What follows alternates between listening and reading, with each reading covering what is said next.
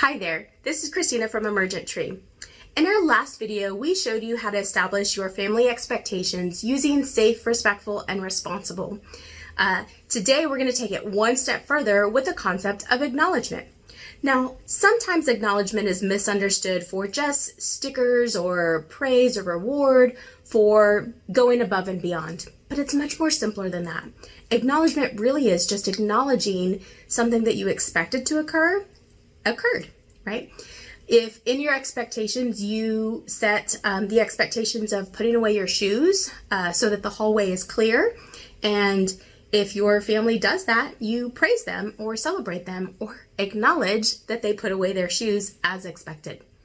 In this next video, you'll see Stacy setting up her kindness points with her family.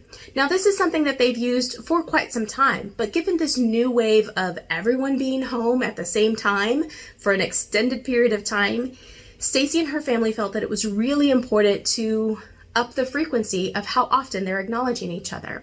Now, when you acknowledge each other for good behavior, it's more likely that that behavior occurs in the future. And it feels really good to get acknowledged and to acknowledge one another. So in the comments down below, let us know how you're acknowledging your families during this unexpected time with each other. Thanks so much for watching. Come back tomorrow for another video resource for you and your family. Thanks. Bye-bye. Y'all remember when yesterday we put together some family expectations or family agreements on how we were going to treat each other, how we were going to be safe, how we're going to be respectful and responsible here at the house? Okay, I want to talk about that a little more today, but first let's review some of the things we said. Lachlan, can you give me an example of how we're going to act safe in our house? Walk on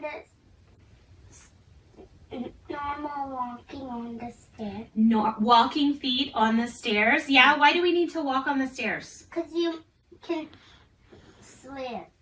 Yes, and have any of y'all ever slipped on our stairs and hurt yourself? Yes, maybe. I think everybody. So walking on the stairs, that's a great safe one. Brody, talk to me about a way we said we can be respectful to each other. Listen to each other's words and ideas. Yes, listen to each other's words and ideas. Give me an example of what that might look like with one of your siblings. If Lachlan wants to do something and I'm doing something else, I can listen to him. I love that. Yeah, that's a great way, listening to what he wants to do. And Adelaide, give me one of the examples we talked about how we can be responsible. Do what we are asked the first time, not the 1 million. Yes, that is one of Mommy's favorites. So if I ask you, oh, can you put your toys away so we don't trip on them? Don't make me ask you 7, 8 times. I love that one. 1 million. 7 million, right. 1 million. So here's what we're going to do now. We're going to take this a step farther. You know, in our family, we've had kind points for a long time. Brody, can you give me a short description? What is a kind point? How do we use those? Somebody does something kind, and then you say kind point. Okay, so if you see something doing something really kind for you, you can acknowledge them for that. It's an acknowledgement. Yeah, go ahead. Like picking up the toy that somebody else got out. Yeah, like if you got out a toy, but Brody put it up for you, you can go, kind point, Brody, because that was a really sweet thing that he did. Mm-hmm. So we're going to keep doing that, but we're going to connect it back now to our family expectations or our family agreements. So I want to talk about how we're going to do that. So just like our kind points, anytime you see someone doing one of these things, you can acknowledge them.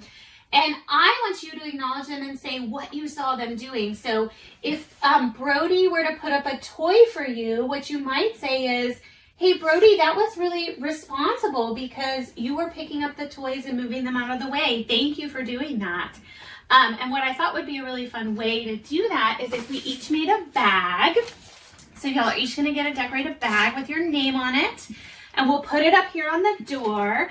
And then throughout the day, when you see something like that, you can write on there what you saw that person do and put it in their bag. And then at the end of the day, we'll look at all the kind points in the bag. We'll share them with the whole family. And how you're going to do that is I have these sheets. Y'all have helped me cut them out a little bit. Now, why do you think I have 3 different colors? That's weird. Because there's 3 of us.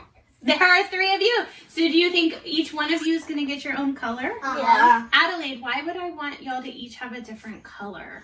So that we could tell who gave who a kind point. Yes, because I'm excited if you get a kind point. That's really cool. But I'm actually more excited if you give a kind point. So at the end of the day, Adelaide, you're going to be yellow. Okay. Lachlan, you're going to be orange.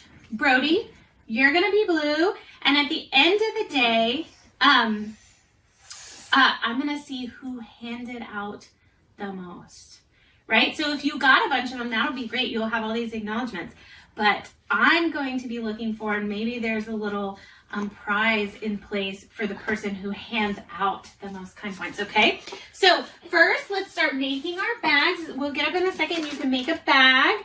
And then I'm going to have your colored sheets out for you that you can acknowledge anytime during the day. All right? What do y'all think? Good. Good. All right. Thank you.